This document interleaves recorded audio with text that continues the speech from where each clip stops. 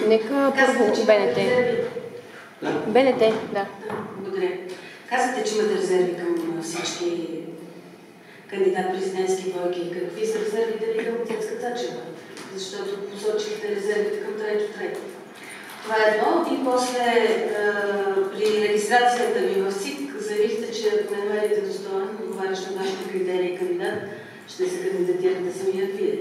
Да. Защо да го правите? Да, благодаря.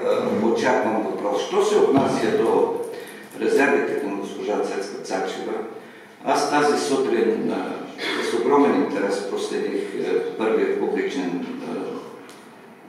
публични дебати между нея и кандидата на левицата генерал Радев. И там достатъчно ясно се откроиха профилите. Генерал Радев заяви, че Крим де-факто е на Русия. Неотдавна каза, че над Крим трябва да се вее руското знаме, защото там живеят руснаци. Вие представяте ли си този принцип да се пренесе върху територии на други държави, в които в определени региони има преобладаващо население от един етнос, който не е част от мнозинството на съответната държава? Не искам да правя асоциации с България, защото не знам какво би се получило. За разлика от него, госпожа Цачева беше категорична, че Крим принадлежи на Украйна. Тя беше категорична, че България ще търси балансите във външната политика от позиция на страна член на Европейския съюз и НАТО. Това са доста ясни отлики. Когато господин Радев говори за балансите във външната политика и казва, че тя трябва да се прави в България, разбира се, че трябва да се прави в България, не включва тези баланси, търсенето на тези баланси през статута ни на реален член на Европейския съюз и НАТО. Това е също една много сериозна отлика. Трябва да се вгледаме в думите, не просто да ги чуваме, а и да се вглеждаме в значението им. Това са отлики, които правят възможна нашата подкрепа за госпожа Цецка Цачева. Ако трябва да кажа кой от двамата е кандидата Атлантик, то това безспорно е госпожа Цачева. Резервите ни са, че ние бихме искали да я видим като много по-ясен, много по-категоричен евроатлантик. Защото, например, не споделям репликата и относно санкциите. Тя каза, че едва ли не санкциите са наложени заради друго, заради Минск. Не, уважаеми колеги. Не кой да е, а Михаил Касянов,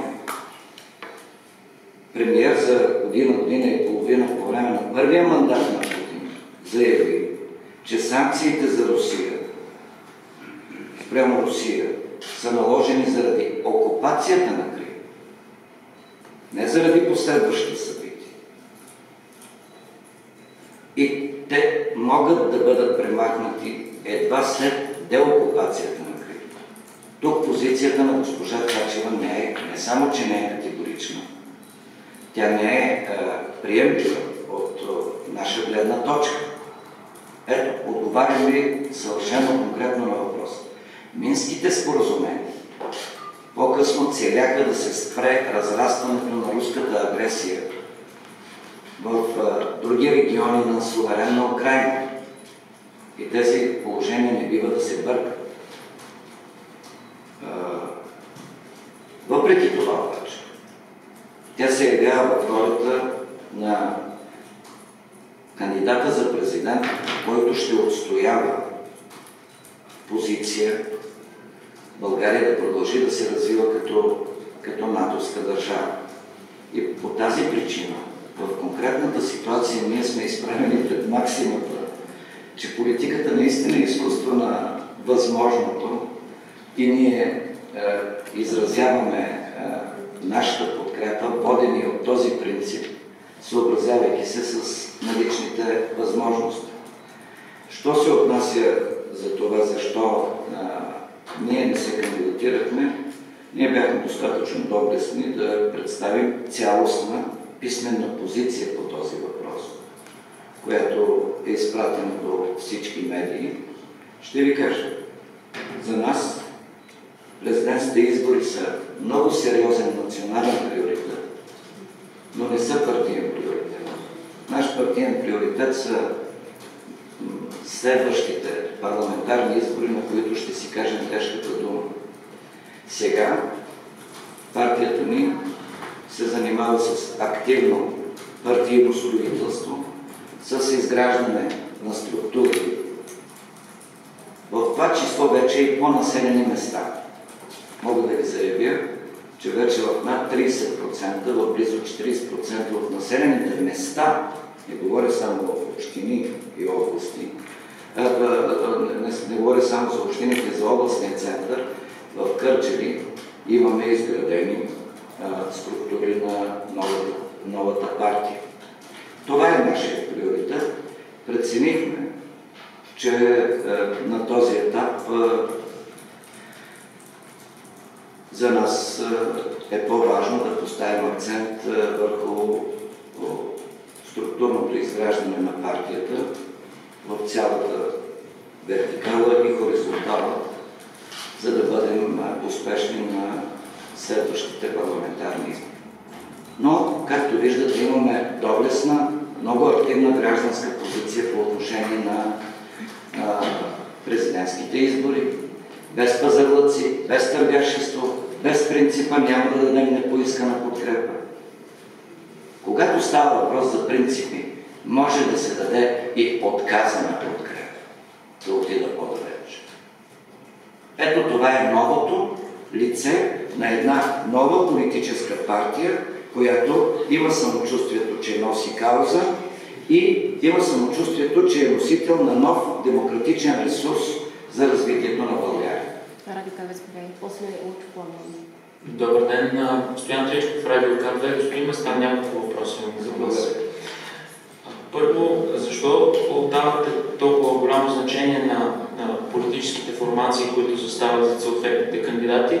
За президент, имайки предвид, че това все пак е един мажоритарен вод, където личността би трябвало да има водещо значение. Второ, защо вчера не присъствахте на Комисията по правни въпроси, където да защитите своя законопроект и как ще коментирате изобщо тази ситуация с последните приети предложения за изборния кодекс? Последно, господин Местан, споделяте ли позицията на българския президент в подкрепа на споразумението с Канада СЕТА и според вас достатъчно условие ли е това, което поставя българската държава за подкрепа на СЕТА, а именно отпадането на визовия режим в Канада?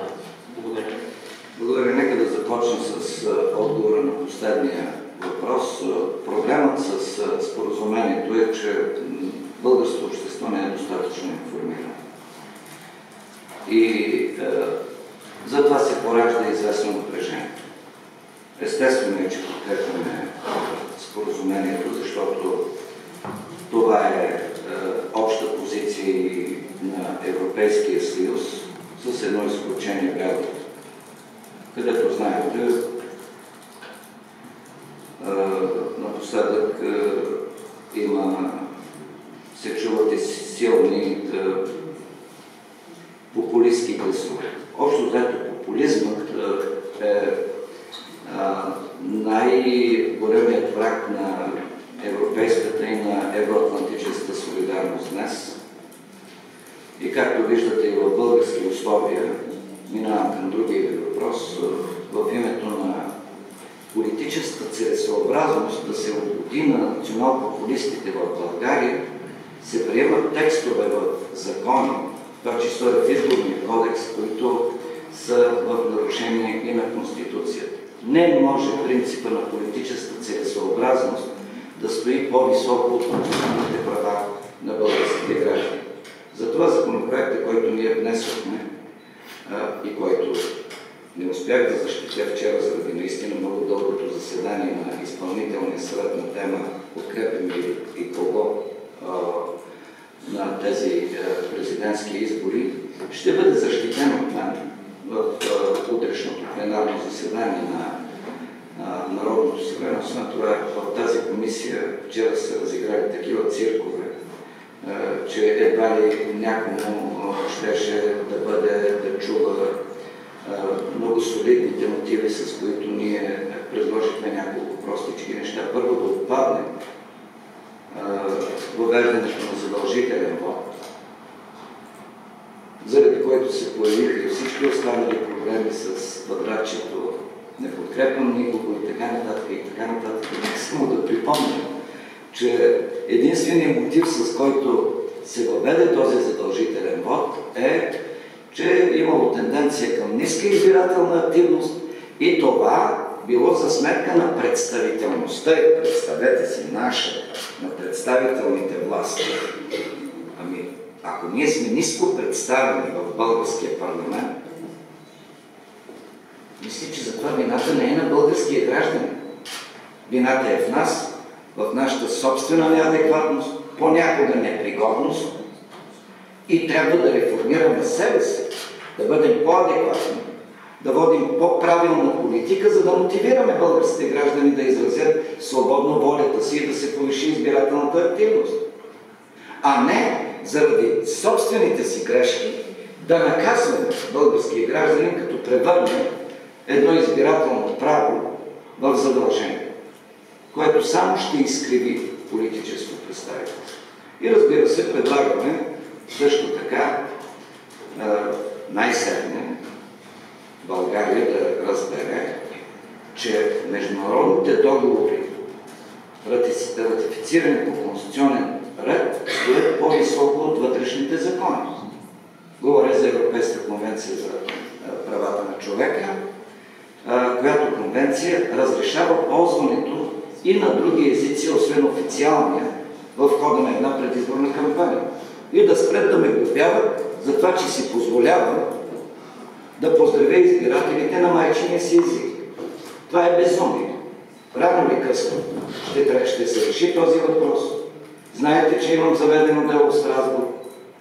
Само, че бихме искали въпросът да се реши не заради санкцията, която ще бъде наложена на България във връзка с това дело, тогава ще го направим по принуда, а този въпрос да го решим с нашите по пътя на постигането на достатъчно политическо съгласие в България, защото това е някакси по-прилягане на една европейска и натовска държава, каквато сме. Мисля, това бяха вашите въпроси. Имаше... Първият въпрос не говорите или последния? Последния за Последния беше във връзка с това достатъчно ли това условие? За виза. Аз мисля, че неправилно се интерпретира, едва ли това е единственото условие. Това е цял договор, в който има страни Европейски съюз и съответно Канада, и всички условия, които поставя Европейския съюз, са условия, които са поставени и от България. Това е защото сме в режим на трансфер на суверенитет, който в конкретния случай работи в полза на България. България поставя едно допълнително условие извън общите условия и това е за отпадането на визите. И не съм съгласен с тезата, че това е единственото условие. Не. България е част и от всички останали условия, които се съдържат в проекта за споразумение между Европейския съюз и Канада. И първият въпрос? Първият въпрос беше свързан с това, че отдавате голямо значение. Да, нека кажа. Разбира се, че тези избори са и мажоритарни и точно за това ние, обърнахте внимание, забавихме тази позиция 2 седмици. Искам честно да ви призная, че беше предварително ясно само едно, ето с тези колеги, че няма да подкрепим ляв кандидат и независим. Обсъждахме два варианта. Господин Трайчо Трайков и госпожа Цецка Цачева. 2 седмици чакахме, без да го искаме официално, защото това вече би било поставяне на условия. той да заяви позиция на разграничение, например, от идеята на един от своите лидери, че вотът в Турция трябва да се забрани. Не го чухме. Не го чухме, за съжаление. И затова ви казвам, на принципа на изключването, ние взехме трудно, но според нас вярно решение да подкрепим госпожа Цецка Цачева. Иначе имаме съзнание за мажоритарния характер на тази кампанията. И отново ще повторя, нашата позиция не е в подкрепа дори нито за ГЕРБ, нито за госпожа Цачева. Формално е така, но това е подкрепа за стратегическия избор на България да продължава да се развива като натовска и европейска държава. Това е нашия вод. Не знам, че дали се цуфа форма. Не знам дали вие сте либерална формация, доколкото знам. Не знам дали направи впечатление тази сутрин изказване на Цецка Цачева във връзка с екстрадираните 7 турски граждани. Тя каза, че по-важни винаги са държавните и националните интереси пред интересите на индивидуалния гражданин. Вие правите ли в случая такова разграничение? И другият ми въпрос е, като че ли в случая Трайчо Трайков очевидно много по-близо до вашия профил, вие се хващате за определени така неща. Прави впечатление, че като ДПС вие се прикачате към де-факто най-силния кандидат. И в контекста на това, че правите редовно посещение при турския президент Ердоган, където очевидно се налага един силно авторитарен и диктаторски режим. И как гледате на това нещо като либерална формация? Не е ли скандално това? Нека да ви отговоря на въпроса. Макар че това не беше въпрос. Това е ваша оценка за Турция. Това е очевидно. Не е очевидно. Аз дълбоко не споделям тази оценка за Турция. Аз знам, че в българското общество, не само след политическите си, а в обществото като цяло, има едно много сериозно направление, едно съзнание, натоварено с исторически митологеми, което вижда в образа на съвременна Турция исторически архивраг. Аз знам това.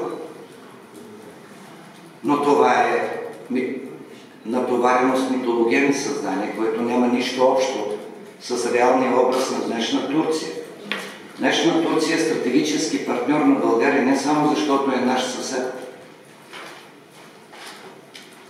а защото България може да има единствено полза от едни стратегически добре осмислени отношения с натовска Турция.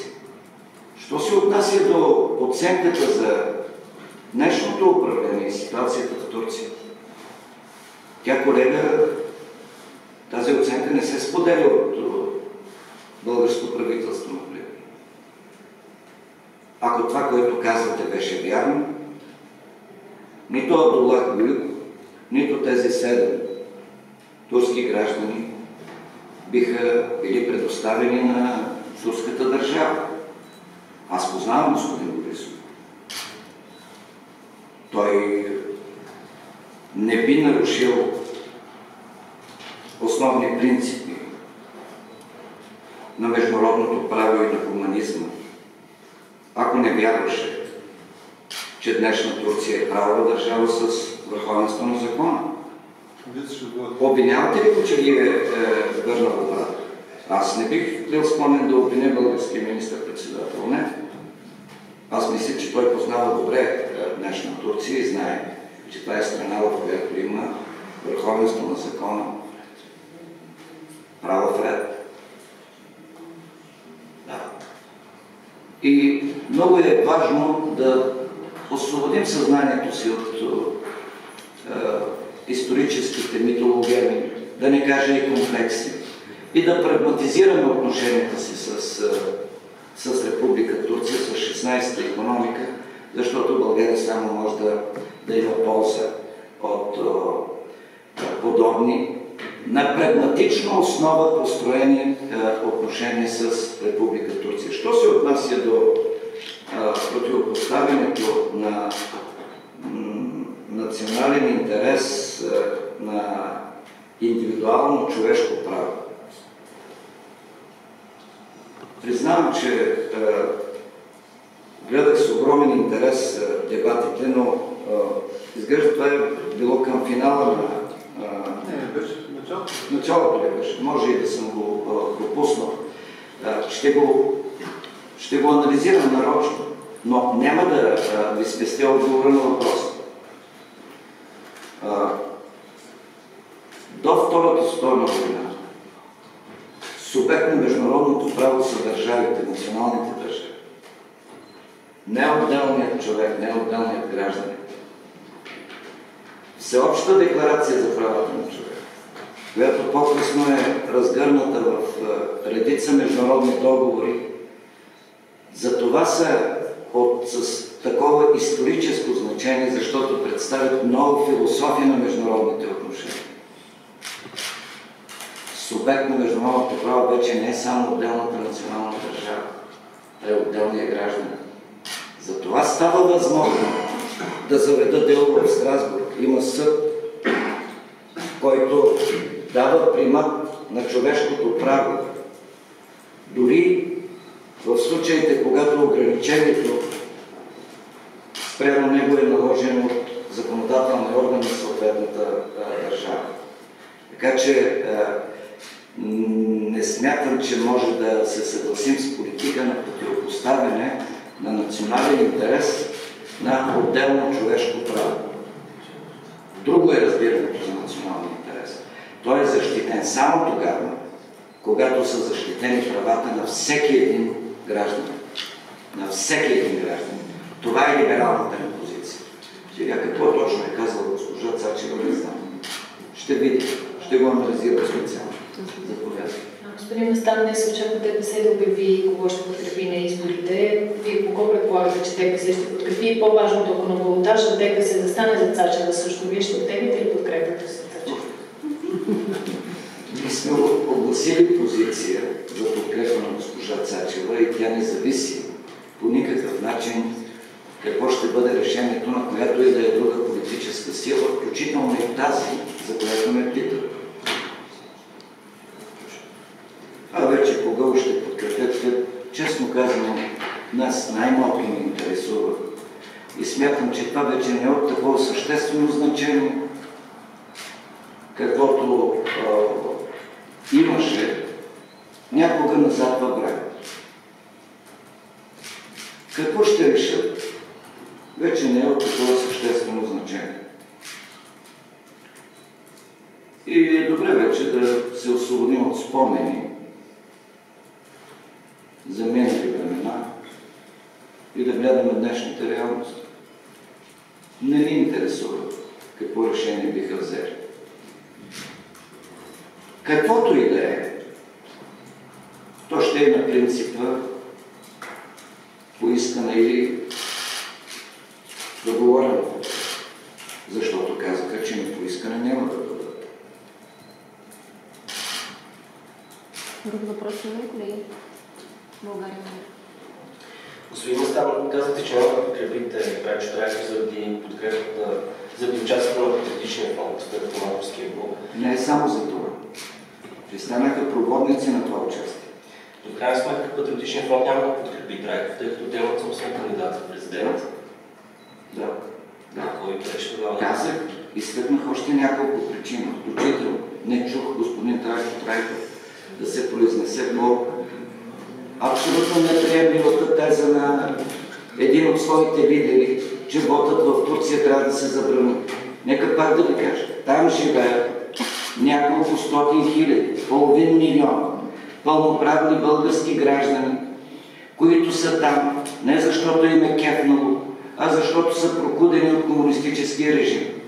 Вотът за избиране на държавен глава на България, вотът за президент, за местни власти, за парламент е тяхната естествена духовна връзка с родината. Когато за 300 000 български граждани с избирателни права предоставяш едва 35 секции и същевременно в закона ти има текстове при участие в два, неучастие при два последователни избора, губиш правото си на глас. Това вече означава нов тип възродителен процес. Ако първият отнемаше име и ограничаваше религиозни свободи, сега, чрез отнемането на правото на глас, се стига до прекъсването на тази естествена духовна връзка с Родината. Това е брутален акт на остракиране. И не може един държавен глава да не се произнесе по този въпрос. По тази тема обаче ние чухме госпожа Цачева. Второ, тя каза, ако дори да има двама-трима български граждани някъде по света, те трябва да могат да гласуват. И първоначалният вариант на закон на ГЕРБ, на проект за закон, не изключваше Турция и САЩ. Съдържаше принцип в ограничението да се премахне за всички държави, не само за Европейския съюз. По-късно беше изракетиран. Не го чухме по тези въпроси. Ние не можем да изразим подкрепа при положение, че няколко стотин хиляди български граждани не биха разбрали такава подкрепа. Не биха разбрали. Съжалявам. Отново повтарям. Чакахме 2 седмици. Иначе, ако имахме решение, щяхме да го огласим още в началото. И повтарям, че и вчера дискусията беше господин Трайков или госпожа Цачева. То затова продължи толкова дълго заседанието.